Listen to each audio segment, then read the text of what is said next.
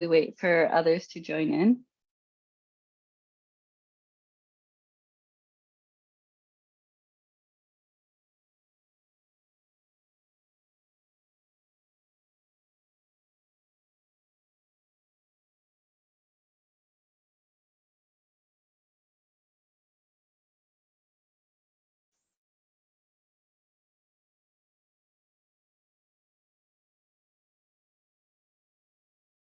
Okay, hello everyone, and welcome to today's tour of the Timken Museum. We're so excited to have you with us this morning. A few housekeeping things before we get started.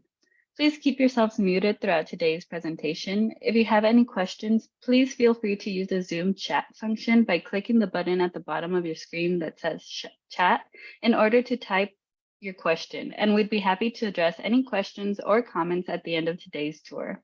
If you're joining us over Facebook Live, welcome to you as well. You can also ask any questions you may have using the comment section on Facebook, and we'll be monitoring those comments and answering those questions at the end of the tour as well. Lastly, this tour is being recorded and streamed live and will be posted to our social media channels once the tour is over. If you would like to rewatch this tour or watch our other tours put on by the Timken Museum previously, please check out our Facebook pages to find those. Without further ado, I'm so excited to introduce Docent Halmerson, who will be presenting on the history of still life painting in Europe. Thank you so much for being with us today. I'll turn things over to you, Docent Halmerson. Thank you so much. Well, this is such an exciting topic for me. I just find it incredibly beautiful and informative. And because it is the history of still life painting, we're going to begin really early in ancient Egypt. Now, a little background on still life painting. What is a still life? A still life is the painting of and focus on inanimate and sometimes animate objects, man-made, vegetal, natural. It could be, as you see, a basket of fruit, but the woven basket made by hand. Now, still life painting, the word still life comes from the Dutch word stilleven, and which means still life. And then there's pronkstilleven, which means those elaborate still lifes that we're going to look at a little bit later. We also have the bodegonas, which are Spanish still lifes, and those would be more like sort of grocery items, not from a grocery store, obviously, but, you know, different foodstuffs. That was pretty popular in Spain. The hierarchy of still life painting was rather low. And what I mean by that is still life painting really doesn't take off until the 17th century. And I'll explain why in just a second.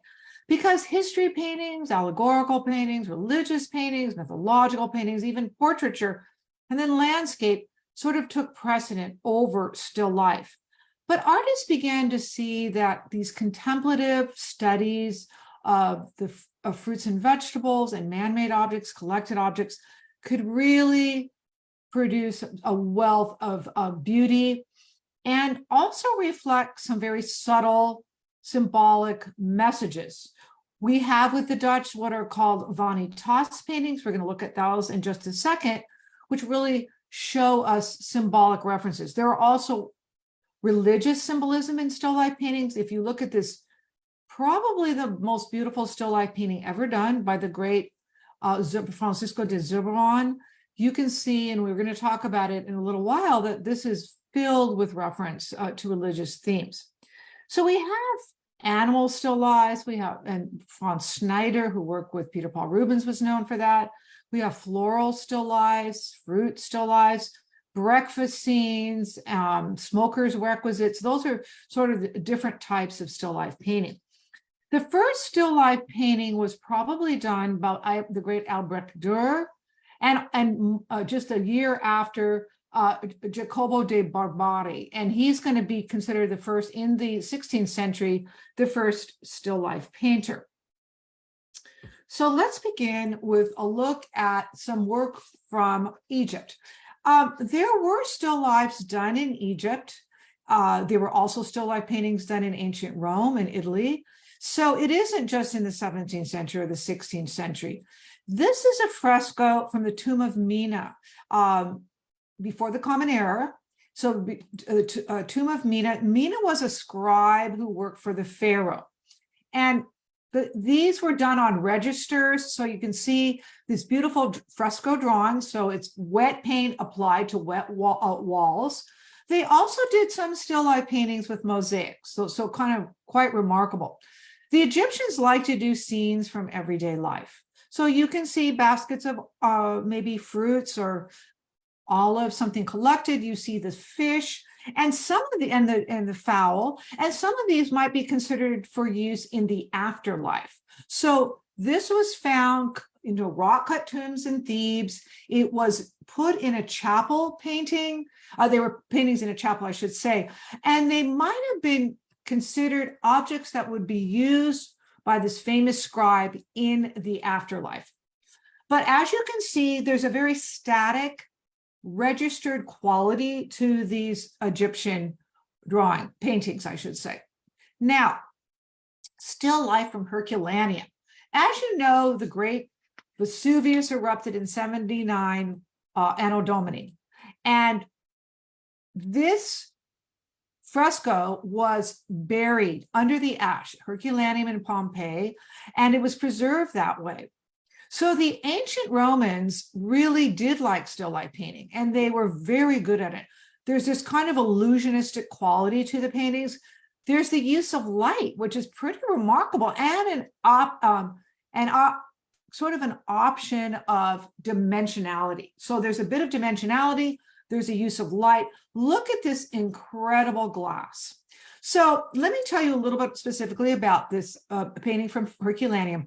I do not know exactly if AD 50 is accurate. I believe it's AD 60, but that's a little immaterial in this case. So these three exquisite still life frescoes, which came from Herculaneum, I'm going to concentrate on this one on the left because I think that's the most profoundly beautiful. We have 5 peaches, and you can see that they're on a vine, which is quite lovely. And one has actually had a bite taken out of it. Sort of a little bit of a humoristic aspect to it. And where are these peaches set? They're actually set in a cupboard. So they're aligned a cupboard. This is actually 2 levels. And then we have this incredible glass carafe of water. Now, the Romans did make glassware, but glassware does not come from the Romans. It actually came from Mesopotamia and Egypt, but the Romans did sort of perfect the art of glass making. So these peaches, which were probably grown along this area because of the volcanic activity around Vesuvius, Herculaneum, and Pompeii, the soil was really rich. So you get a lot of fruits, things like figs and peaches, and they grow so verdantly. This is the style of painting, Roman style of painting, which is called the second style, which is rather trompe l'oeil. You can see kind of fooling the eye because it actually looked, to my way of thinking, almost like you could reach out and pluck the peach. We also have what are called architectural elements in this, part of the second style of Roman painting, one of the 4 styles. You can see with this recessed shelf, the shadows and light as it falls on the glass, really, really remarkable. Now, we're going to go to another part of Italy, and we're going to look at the Villa Pompeia. And it comes from the House of the Stags, if I'm not mistaken. And you can see this magnificent woven basket and this trompe l'oeil ledge where these ripe figs are contained. And this villa was probably the villa of Nero because it was an amazing complex of buildings. And as I say, House of the Stags, really, really important, Villa Pompeia. And this was probably in a dining area. You can see how illusionistic this is, this sort of faded leaf. And then we're going to take just a little departure here and look at these chips in the wall. Why am I looking at that? Because I do want you to understand a little bit more about the technique of fresco painting. So this is a plaster wall, and it was wet, damp when the painting was done with organic material. So you capture this plum colored fig with the green, and then you can see the seeds emerging here. Just really remarkable. And so it's a very handsome basket. sitting on a ledge with actually underpinning here. The thing that I do want to mention is, as I discussed a little bit earlier, because of the fertile soil, these these fruits and vegetables grew beautifully in this area.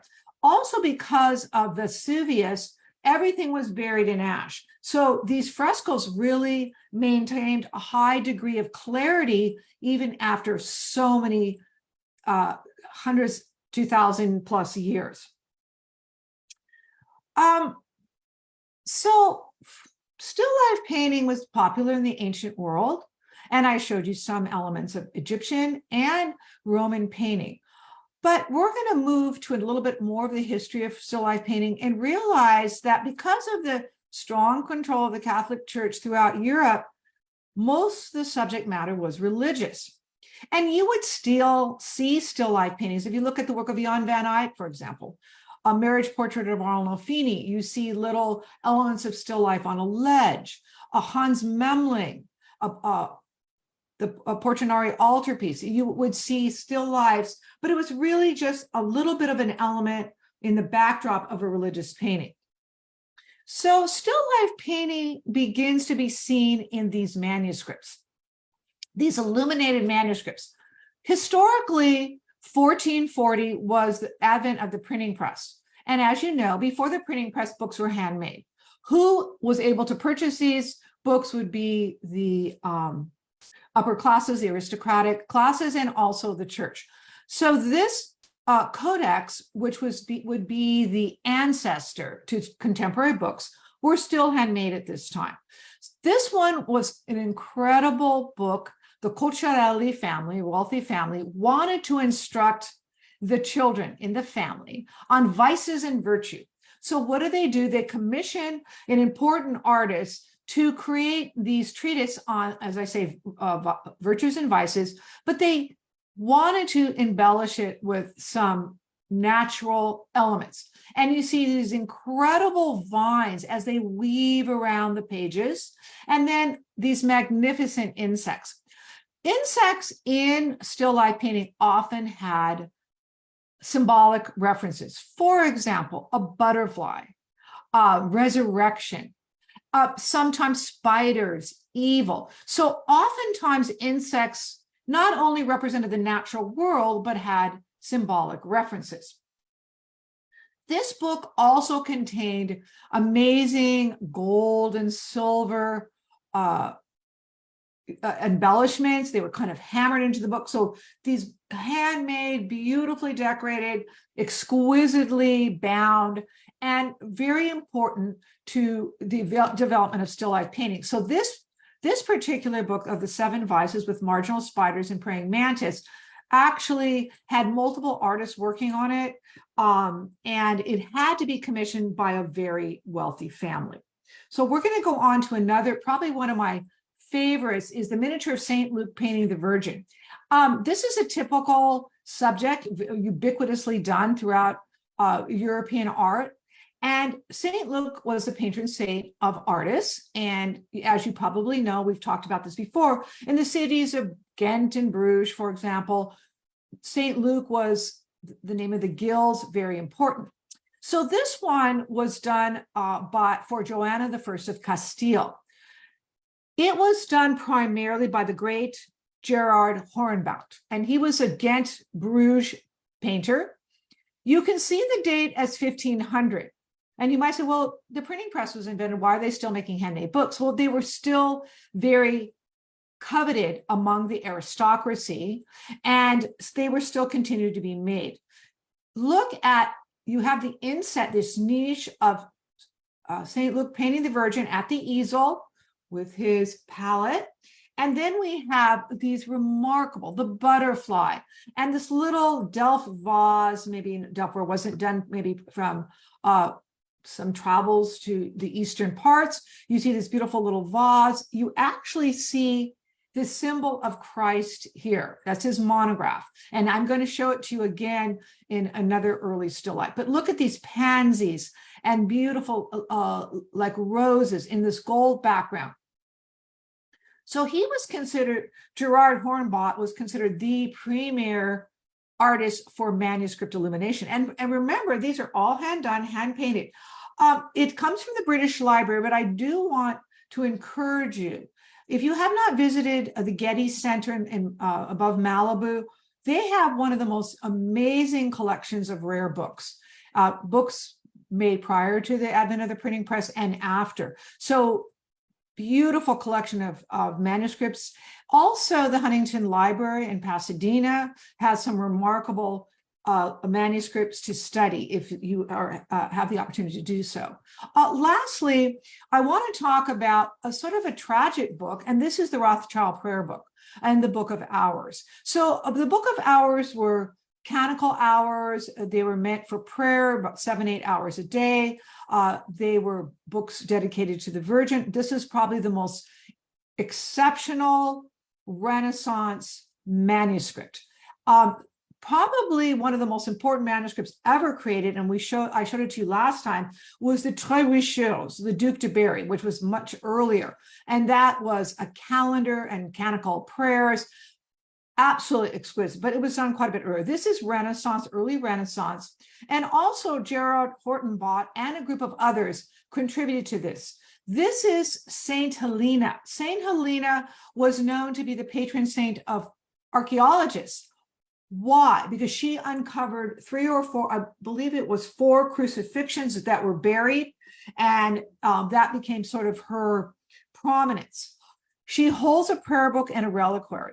But look again at the marginalia, this remarkable collection of really detailed floral images. And we also have this sort of mythological creature holding a portrait, rather humorous, beautiful irises, and this gold leaf background. And you can see the edges. Now, the Rothschild Prayer Book probably was the most expensive book ever purchased in European art. The tragedy is that the great Rothschild family owned this prayer book. And during, I believe it was in the early part of the 1930s, when the fascists came to power in Europe, they stole the book from the Rothschild family. Well, they basically said, you cannot escape with any of these magnificent books. They have to stay in Germany. And so it was taken from the family, very tragically. You see kind of an almost surreal quality to it with these embellishments, and also, but look at the beautiful figuration of this painting and also this remarkable landscape. So these upper nobility would have commissioned these books.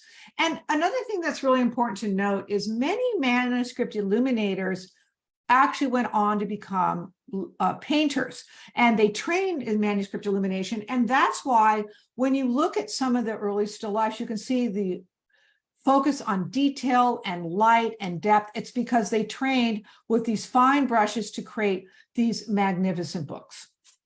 So we're going to go on to painting now and move away from antiquity and also to books. And we're going to look at a very early still life painting by the very great Hans Memling. Hans Memling was German, but he came to Bruges and basically settled there and became very important. He studied the work of the great Roger van der Weyden, a great Flemish painter, and others. Now, today, if you want to see some of his most remarkable work, you would go to the city of Bruges, Belgium, and there is a church and a hospital. St. John's, I believe, is the name, and it's from like the 12th century, the church and the hospital, the earliest hospital in Europe, and you can see some magnificent altarpieces of Hans Memling. The other place that you can see one of the most remarkable Hans Memlings is at the Norton Simon Museum. There's a beautiful Hans Memling portrait of Jesus that, to my mind, is one of the most beautiful faces of Jesus ever done. So this shows some influence of Roger van der Weyden. What is this? This is a Majorca ware, which is more earthy, not a fine vase like crystal or porcelain. Majorca ware is rather basic, for want of a better term. And here we have three types of flowers. We have the columbine, the lily, and irises. These all relate to the Virgin. So the purity of the Virgin, her sacrifice, the death of Jesus, all are symbolic when you look at these flowers. The other thing, as I mentioned earlier, this is the monograph of Jesus here. And we have this beautiful Oriental tablecloth. The still life is set in a recessed niche, and it has a sense of light and depth. Very, very special. Where is this? Okay, so it is not a separate still life as you would just hang on a wall. It comes from the back of the left panel of an altarpiece. And on the forefront of the altarpiece, it's a verso. There's a portrait, and on the back of the left side, you have this remarkable, almost hidden still life. And as I say, you see Christ's monograph, so you know it shows the deep faith of the Christian person who commissioned this work. But look at all the detail. And you can tell that this is 15th century. And so this is a very early still life. And let's see if we can go on to the next. Oops, I might have. All right. One of the greatest artists who ever lived was the amazing Albrecht Dürer, a German artist from Nuremberg. He studied with Michael Wohlgemuth. His father was a silversmith, and he was a prodigy. By the age of 14, he was doing remarkable portraiture. He was interested in scientific exploration. He was a writer. He was a printmaker, a pure genius. And I know I don't mean to be pejorative or condescending when I say this, but in general, when you talk to people about the Renaissance, people are so focused on Italian Renaissance masters, Leonardo, Michelangelo, Raphael, etc. And of course, we can't in any way diminish the value of the brilliance of those artists I just mentioned. But you have to also consider that the North, Albrecht Dürer, Lucas Cranach, Peter Bruegel the Elder, there were remarkable artists who influenced not only Northern painting, but also Italian painting as well. Because Albrecht Dürer was a great traveler. He spent a lot of time in Italy, for example. He worked in Italy. He traveled and lived in Venice twice. He did that for a couple of years. And he worked with the Bellini brothers. And he knew the work of some of the greatest Venetian painters, like Giorgione, for example, and the Bellinis. What we have here is a little piece of turf. Now, there's a bit of dispute. Some people would say this is the first still life, Northern still life, complete still life. Others would say the hair would be the first still life. The reason why I'm going to go with this large piece of turf is because we are dealing with vegetal plant elements. So if you look at this exquisite watercolor, you might suspect that Albrecht Dürer was lying prone and he was looking up or examining this. It's a little bit larger than life clump of turf. But what most likely occurred is that he scooped up this let's say, cluster of plants, and then he put it in water and then drew it at his leisure. So what do we have here? We have yarrow, we have some weeds, we have speedwell and daisy, and look at the little bit of water and you can see the roots. It shows his very devoted interest in scientific research. Now, we're going to move to Italy.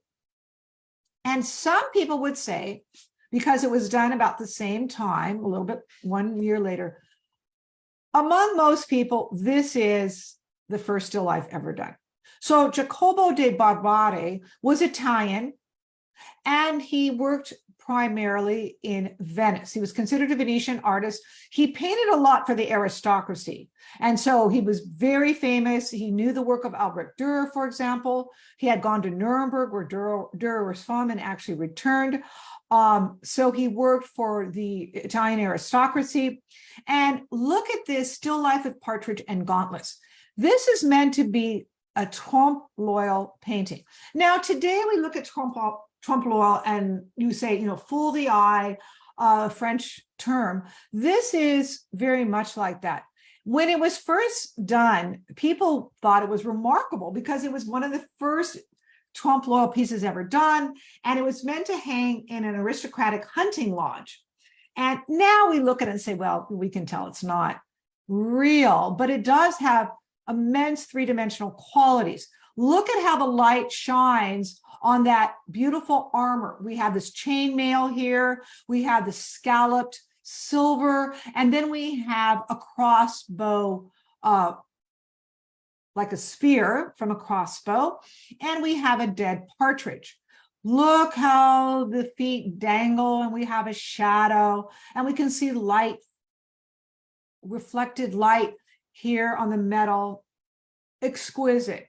And then even the detailed embellishments on the crossbow spear. So in all of art history, this was really the first truly post-antiquity still life. And again, meant for the upper classes. And you know, it's also very charming here, his signature and a little bit of information here on this paper. So the influence of Albrecht Dürer and Barbari in the creation of still life painting. Now, still lifes really don't begin to become popular until the 16th century. It's really, however, in the 17th century that the schools of still life in Spain and Italy really took hold. And then, of course, we look at what's happening in the north and Holland and Belgium, the Netherlandish and Flemish region. And I will explain in more detail about those types of paintings when we get to the north. Probably, to my mind, these Spanish still lifes are among the most exceptional. You can see this at the San Diego Museum of Art, this quince melon and cucumber. It's beyond exquisite. So what are we looking at? Juan Sanchez de Coton was a Spanish painter. He was part of the Carthusian, he was a Carthusian monk, but before he became a very religious monk and went away to a monastery, he did still life paintings. But he was very, very religious, and many of his still life paintings had a very symbolic aspect to them. So this is probably a very mysterious painting to most, but let me talk a little bit about it. So he was, as I say, he painted for the intellectual and aristocratic classes until he went to a monastery, and then he focused on religious paintings. He loved visual harmony, and he was an intellectual, and his paintings were meant for a higher educated class. I want to talk a little bit about what makes this so remarkable. Look at the detail. Why are this cabbage and quince hanging, dangling from this recessed niche? Well, first of all, these elements are in a niche, very dark, very mysterious. Why are they hanging? Well, I'll tell you a little story. I've told this story before, but it's kind of amazing, I think. When I was a young woman, just had finished undergrad, and I spent the summer in Spain in a little town called Zamora, about an hour or two from Madrid. And it was a very old, historic town. The building we actually lived in, very rudimentary, but had been built in the Renaissance. No hot water, no refrigeration. But we were poor, my sister and I, and so we didn't really have an opportunity to buy a refrigerator. So what did we do? We were told by the locals, hang the fruit in the windowsill. It will stop rotting. Well, it will delay rotting and also less opportunity for insects. Okay, so we did that. So that probably is the reason why these things are hanging. There's another reason too. I told you he worked for aristocratic and intellectual class, and they were looking at Archimedes, ancient philosopher, mathematician. They looked at the work of Archimedes, and he had done what's called, from the 3rd century before Christian era, he had done this thing called the Archimedes hyperbola. And the hyperbola dealt with concentric circles and how they meet. I can't really explain it mathematically very well, but you can see what these melon, these two half spheres of the melon really relates to that.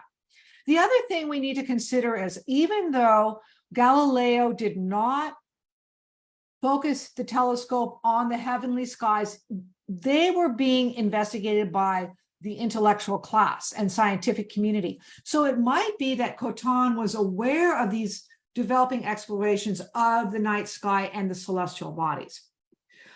Specifically, in my way of thinking, this is also an altar, a religious altar between the temporal world, between the spiritual world, and we're looking into, to me, almost like eternity. It is so exquisitely beautiful. It's a quiet still life.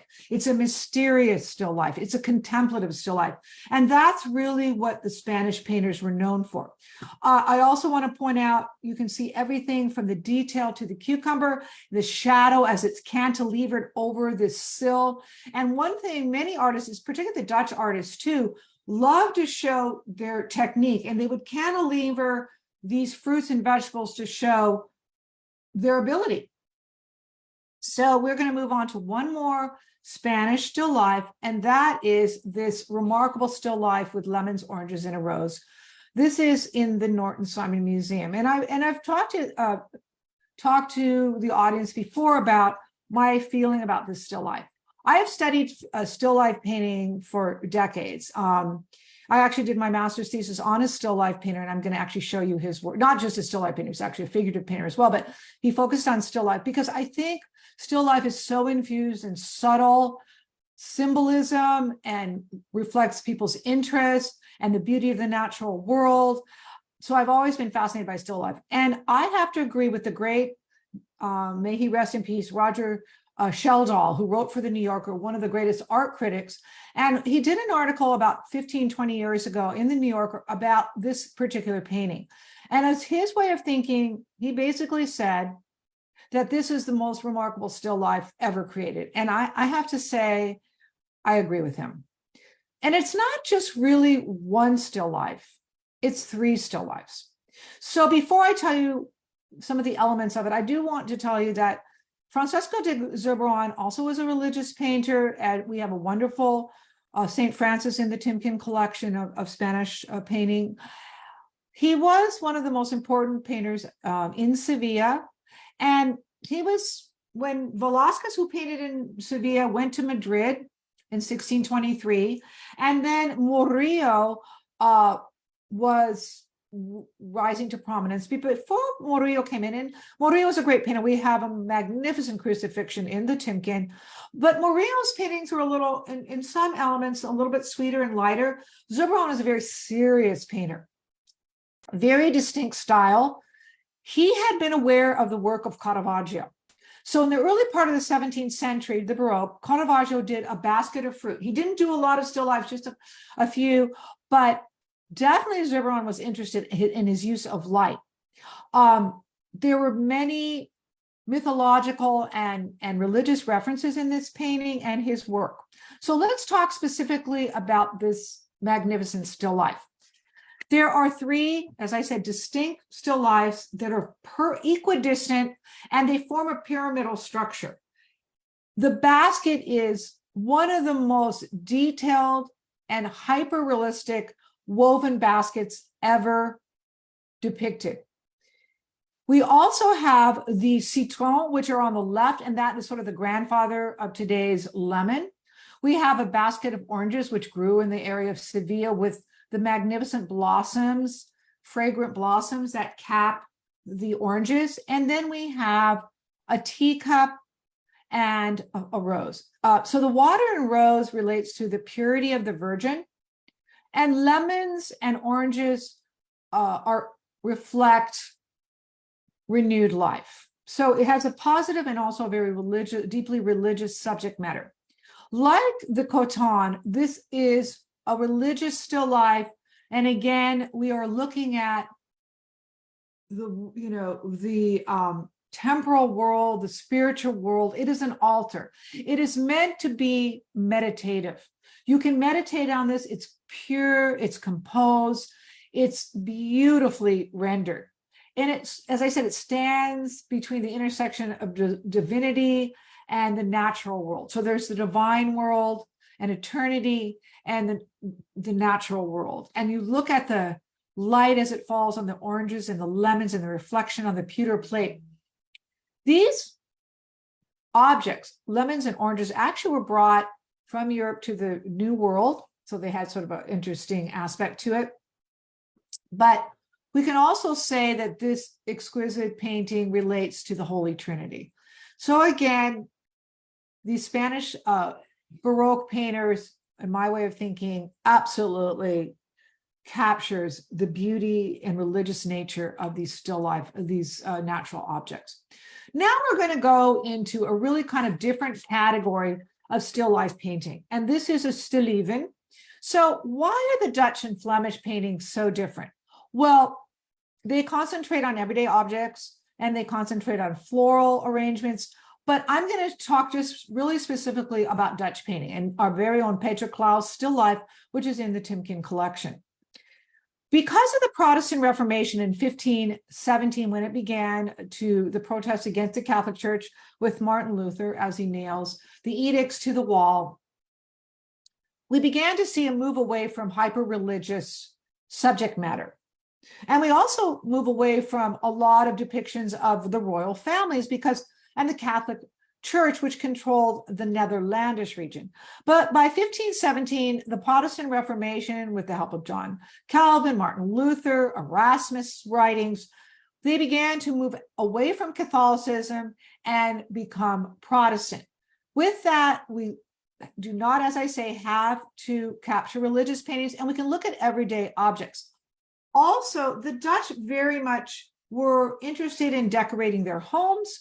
They were middle class. The Haarlem and Amsterdam painters were in a very securely high economic position because their paintings were commissioned. So these middle class and upper middle class merchants, for example, wanted to decorate their homes. And so still lifes and genre painters were very interesting to them. These paintings were called vanitas. There is a whole category of vanitas paintings that have what are called memento mori. The Dutch were very strong as moralizing painters, and Peter Claus became one of the greatest still life painters in Haarlem, which is outside of Amsterdam, as you probably know. He was probably Belgian, started in the Antwerp Guild, but then migrated into Haarlem and focused on still life paintings. He did receive commissions. So these moralizing characteristics, some of them are subtle and some of them are really deeply overt. When I mean deeply overt, when you have a skull or a waning flame on a candle, the memento mori suggests that life is ephemeral. Death is everywhere. Life is fleeting. And so be careful of that. Show temperance and moderation. You remember, these are Dutch Reform artists. So we have this Venetian glass. Peter Claus did not do many overtly sumptuous flowers and fruit. His were a little bit more monochromatic, a little more subtle, and not always about flowers, more about metal, glass, earthenware. This painting done in 1627 comes before the time of the great series of explorations where the Dutch were going into places like Asia and North Africa and bringing back exquisite objects, porcelain and carpets and flowers. Here we have, however, a more subtle, monochromatic still life, but we do have some Venetian glass that was brought through travel, and it's half empty. And I wish that we could do more Socratic dialogue in these, and please feel free to ask questions at the end. I really welcome them. But I would have asked, what do you see here in this?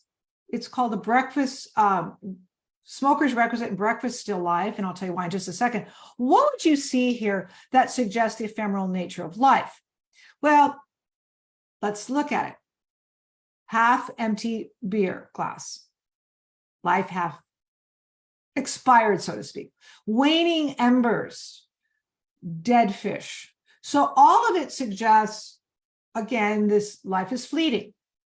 What else we have? We have a box of tobacco from the New World. We have a pipe, and it could be lit here by the embers, and the kippers and the beer. Well, remember, water wasn't very healthy at that time, so diluted beer for breakfast was pretty commonplace. And then we have this exquisite reflection. The Dutch painters were fascinated by science. Remember, the microscope was invented by the Dutch, von Leeuwenhoek, during the Baroque era. So they studied nature. They studied weather conditions because it affected their economy. They looked at light as a very important representation. So we have light and shadow, and we even have like a little windowsill you can see, and you can see shadow and light as it is captured beautifully in this Venetian glass of beer. And again, he cantilevers the plate to indicate his great ability. Here's his signature, and this is a very basic tabletop. Looks like it doesn't have an ornate tablecloth. So this was the home of probably a pretty, middle-class home. So a colleague of Peter Claus is another great still life painter, and this is William Claushede. He was also a Harlem painter. He was a member of the St. George Civic Guard, and he also was a politician. So he had a lot of activity in Harlem, but he was known to be a magnificent still life painter. Like Peter Claus, he liked very monochromatic tonalities of gray. Gray was his absolute favorite color to employ. He was a great genre painter too. And we have all elements of symbolism here. So we have the page of an almanac, and it's a cone, and it contains spices. And that, again, fleeting nature of life. We have oysters, which relate to sensuality, and the sea, because, of course, for example, Amsterdam, which was very nearby, was on the water, and it was a great trading area. We have a lemon, which indicates luxury, coming from Spain, most likely. So this is exotic and luxurious. Here's the moralizing aspect of it. We have a broken, turned over glass. And again, the Dutch were very keen on letting us know that temperance is important. Remember to heed the conditions of weather and time. And we can see that here. And then this is a magnificent roamer. A roamer was a glass goblet that had projections, because people, when they took a drink, it would be very easy to slip out of your hands. So that these little projections helped stabilize the glass. And then we have a tazo, which could have been a silver tray with sweets on it. So it's overturned. Again, everything is lined up very beautifully in a pyramidal structure, and in this with a lot of exquisite light and tonalities. We're going to, and I apologize because I wish I had included a few more of these remarkable Flemish floral paintings, but I made a decision in very shortly in the next few months. I really want to do a second lecture just on still life painting in the 17th century, because it is the time when still life painting just really takes off. And there's so many remarkable still life painters, especially Dutch and Flemish, that I really want you to be able to study them a little more closely. So Jan Bruegel the Elder, who was actually the son of Peter Bruegel the Elder, and Jan Bruegel was called Velvet Bruegel. He was a master painter, and he did not only do still life, he did genre, history, landscapes. He was really a very comprehensive artist. He studied with his grandmother, Anne. We call him a Flemish painter. Now, his father, Peter Bruegel, was actually born in Breda, which is Dutch on the Dutch and Flemish border. But later the family moved to Brussels, Antwerp and Brussels. So Jan Bruegel is considered a Flemish painter. Look at the brushstrokes. They're not hyper detailed. If we go back just a second and we look at this Dutch, very, very hyper detailed. He was not trying to capture this. Bruegel made a more gestural, softer delineation of the flowers. And he was so talented that he actually lived in Rome. He worked for the Borromeo family, worked in other parts of Europe. He was a Spanish painter to one of the court aristocrats. So he had a lot of connections and a lot of skill. So now we're going to focus specifically on this still life. The Flemish did remarkable still lifes, as I said, with flowers. If you look at the work of Rachel Reich and some of the others who really focus on still life painting and the capturing of flowers. Now, there is no way that all these flowers could have been gathered and placed in a vase at one time. They just didn't all bloom. We have irises and tulips and roses and all manner of flower. Yarrow, they wouldn't have grown at the same time. So what Bruegel did is he selected them, sketched them, and then eventually when he wanted to create a more sumptuous still life, he put them together. What is remarkable about the still life is that these beautiful flowers are put in a very modest container. This is not a exquisite porcelain container. It is just a basic earthenware container. And then we have not only the flowers, but we also have some insects. Remember, I mentioned that butterflies were the resurrection. So we see this here. And then we have some other insects on one of the irises. I can't quite find it. And then we have these jewels, pearl and sapphire, I believe. So you might say, oh, jewels and sapphires, they're not ephemeral like flowers. Yes, they are. They are also considered ephemeral because the person who possesses them will not live to eternity. And it's kind of like what Shakespeare said, that a flower painting or a poem will withstand the test of time. But Bruegel wanted to caution us on that fact that time is passing. So this loose brushstroke, this exquisite detail, amazing. You can see why he came from a long line of very important artists in the North. We're going to move on for time's sake, and I want to go to the most important artist, still life artist, or maybe any artist of the 18th century, and that is Jean-Baptiste Simon Chardin. Chardin, among artists, is considered one of the most accomplished. Remarkable, remarkable painter. He loved to paint genre scenes, particularly children doing fun things. He loved still life painting, and he never really wanted to leave the confines of Paris. What he did is he studied art. This was before the time of the Louvre, which doesn't really get established for something like 40 years. So, but he did look at the art in the collections of the aristocratic courts, and he was able to also study books and also just art put in markets throughout Paris. He spent most of his life in Saint-Germain-des-Prés, one of the most exquisite streets in all of Paris. It's actually of the home of Delacroix. You can actually go to Delacroix's studio. But let's look at this exquisite work by Chardin. He loved the old masters. There's a sense of the old master here. Very intimate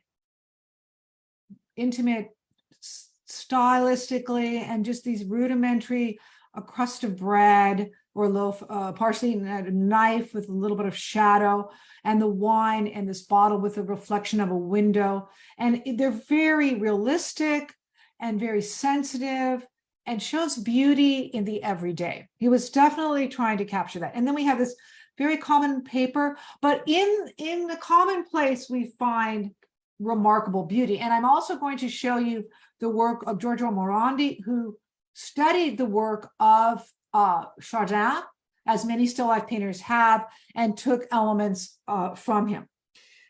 There were also women who did incredible still life painters, as I mentioned, Rachel Reich, for example. And we have the work of Anne Villiers-Coster.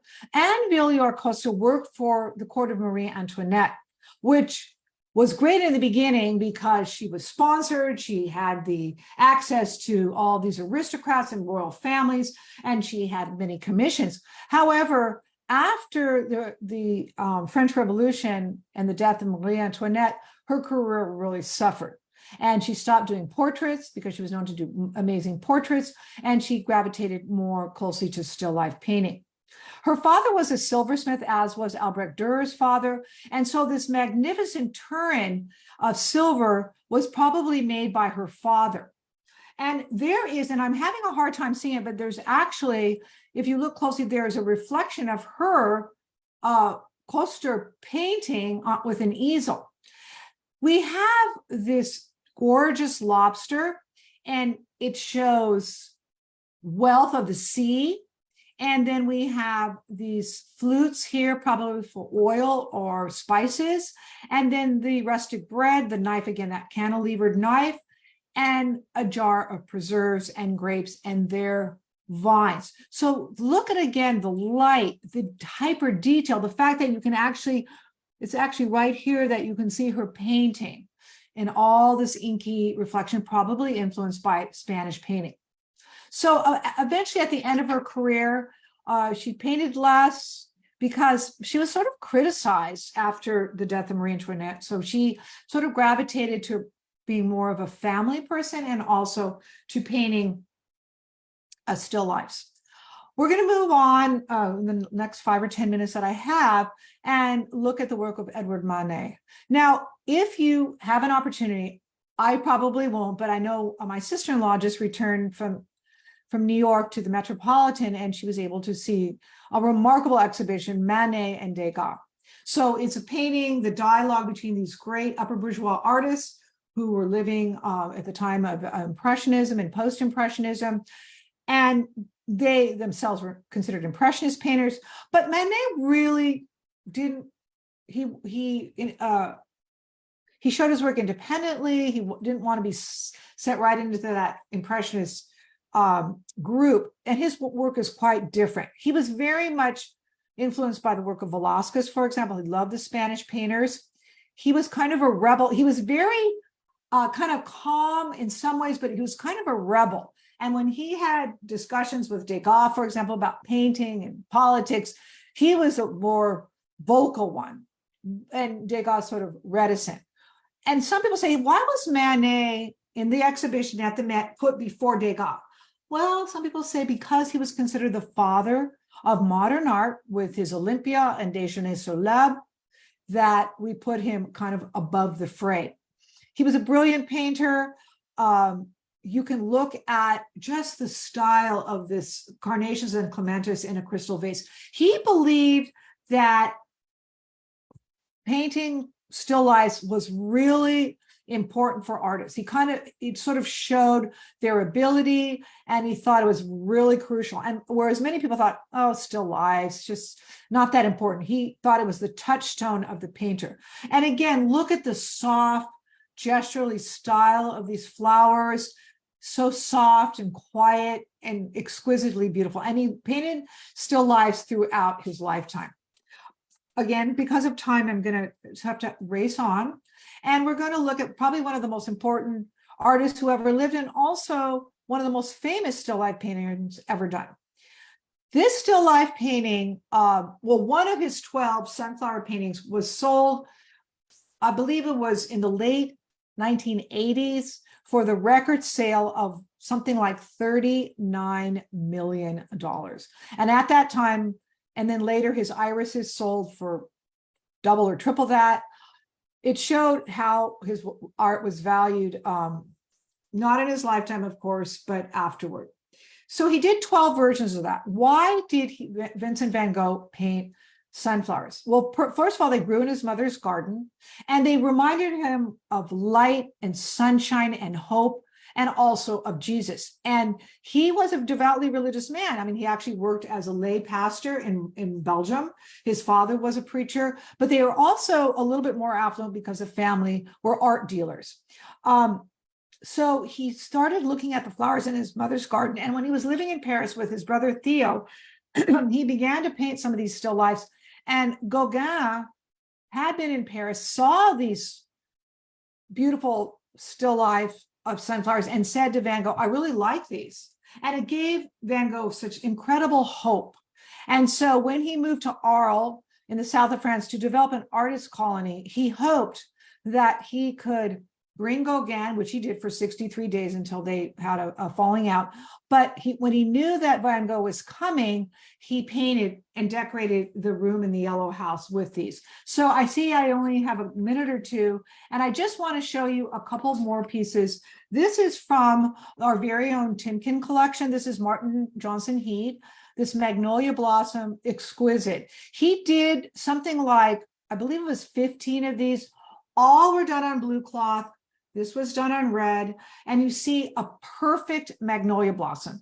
He had traveled all over the world. He had gone to Brazil and painted orchids, for example, and hummingbirds, and he eventually settled in Florida. He was what's called a Hudson River painter, good friends with Frederick Church and some of the other Hudson River painters, but he didn't just obviously paint the Hudson River Valley, he painted in Florida, and he fell in love with these magnolias. Now, what does it mean? They're sculptural. They also, again, relate to the ephemeral nature of life. But he gives us this painting such a voluminous, this volume sculptural aspect to it. So I have three more really quick I'm going to rush through. Henri Matisse. Henri Matisse, again, was one of the greatest artists of the late 19th and 20th century. He died in 1954. Many people considered him to be the greatest colorist of that time. And he had seen in 1890 an exhibition by Van Gogh after his death, and he fell in love with the work of Van Gogh. So, a couple decades later, a decade or two later, he decides to paint this, and it does not fit in the category of fauvism, which he was for a while, but it definitely has its very gestural, brilliant color, and you see this picture. It's like the sun. And he did gravitate to the south of France eventually, and you can see these warm natural colors. But what made Matisse so brilliant besides his color, he thought of art as a contemplative subject. And he felt it should be like an armchair which you sat and looked at beauty. So his subject matter, which draws from everything from Japanese, like Van Gogh Japanese woodblocks, to Moroccan and North African textiles, but he also looked at the south of France. So I just have, I'm sorry, Michael, over 2 minutes. This is the work of Giorgio Morandi, one of the greatest painters of the 20th century. He rarely left Italy, I think maybe only once. He was from Bologna, an intellectual. He focused on the everyday contemplative beauty of the still life. What's kind of interesting to me that I love this painting is that it's fake flowers. And that's kind of unusual in the capturing of still lifes.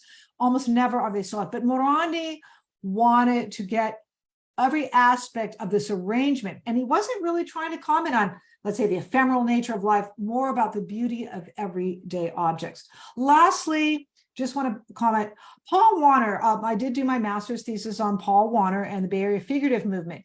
If you go up to the Laguna Beach Art Museum, which I just did a couple days ago, there is a brilliant exhibition of Paul Warner and Theophilus Brown, his partner and painting companion, and you can see this exquisite nature of these still lifes.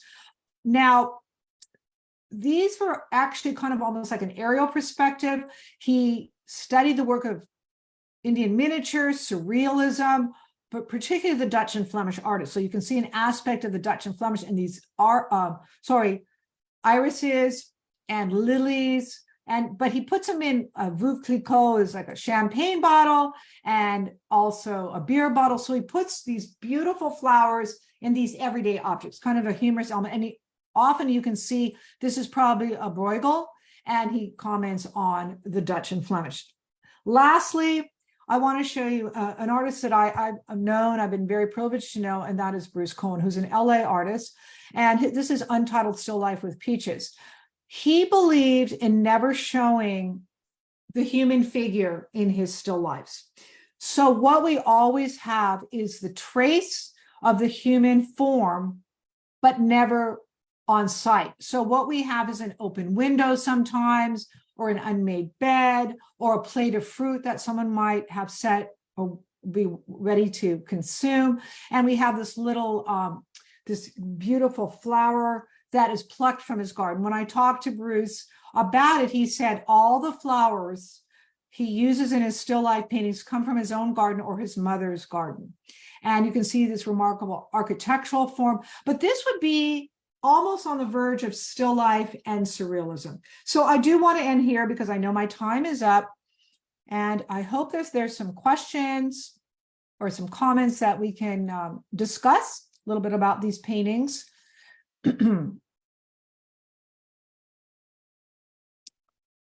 Do we have any comments, questions, or suggestions? If anyone has any of those comments or questions, please leave them in the chat, or you can actually unmute yourself and you can reply directly. But if not, we are at 12:01, so no comments, questions, or from Facebook as well. Okay, so since we are over time, oh, okay, something. Ryan comments, memento mori is an interesting theme. Could trace that from early days up through Renaissance and then into the more recent still lives. Thank you. Oh, yes. I mean, and you could spend a lot of time just exploring the symbolism. And as I mentioned, some of them are very overt, like, a skull or a candle, but some of them are so much more subtle. And that's kind of like a game that some of the Dutch and Flemish painters, particularly the Dutch, sort of play. Not a game, but where as a viewer, you can kind of try to pick out what is the meaning here, particularly if they're not overly symbolic. Okay, well, thank you for that comment, Ryan. Yes. And thank you everyone for coming in. Thank you so much, Docent Helmerson, for such a fascinating and engaging tour. And so before everyone goes, I would like to remind you that this tour and other tours put on previously through the Timken Museum can be found on our social media channels, specifically our Facebook page. If you would like to find further information for any of our future tours being put on by the Timken Museum, please check out our website and the events calendar for those details. Thank you again for joining us this morning, and thank you, Docent Helmerson, for a wonderful presentation. Goodbye, and everyone enjoy the rest of your day. Thank you so much. Take care, everyone.